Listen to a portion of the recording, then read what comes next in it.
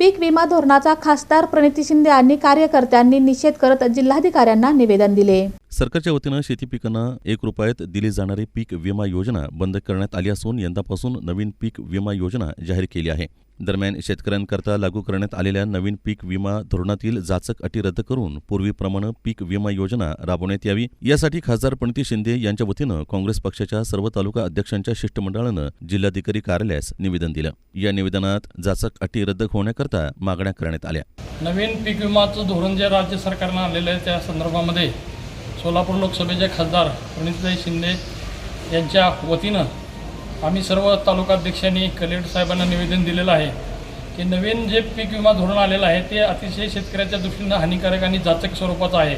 त्याच्यामध्ये जे ₹1 जो पूर्वी विमा मिळत होता त्याच्यामध्ये 4 ट्रिगर होते, ते 4 ट्रिगर आता नवीन धोरणानुसार त्यांनी काढून टाकलेले आहेत। त्याच्यामध्ये प्रामुख्याने एखाद्या शेतकऱ्याच्या भागामध्ये शेतामध्ये जर त्याचं नुकसान झालं असेल, नैसर्गिक आपत्ती असेल, वादळ वारा असेल, अवकाळी पाऊस असेल, ह्याच्या बाबतीमध्ये नुकसान भरपाई मिळायची। परंतु आता ह्या नवीन पीक धोरणामुळं काय होतं की शेतकऱ्यांना ह्या गोष्टीचा लाभ ट्रिगर काढल्यामुळे मिळणार नाही। शेतकऱ्यांकरता लागू करण्यात आलेल्या नवीन पीक विमा धोरणामध्ये जाचक अटी रद्द करून पूर्वीप्रमाणे पीक विमा योजना होण्याकरता संबंधितांना आदेश व्हावेत, अशा मागण्या या निवेदनात करण्यात आल्या आहेत। यावेळी मोहोळ तालुका काँग्रेसचे अध्यक्ष सुलेमान तांबोळी, मंगळवेढा तालुका अध्यक्ष प्रशांत साळे, उत्तर सोलापूर तालुका अध्यक्ष भारत जाधव, अक्कलकोट तालुका अध्यक्ष मल्लिकार्जुन पाटील, मंगळवेढा शहर अध्यक्ष राहुल घुले, जिल्हा काँग्रेसचे उपाध्यक्ष राजेश आप्पा पवार, पंढरपूरचे संदीप पाटील यांच्यासह इतर पदाधिकारी उपस्थित होते।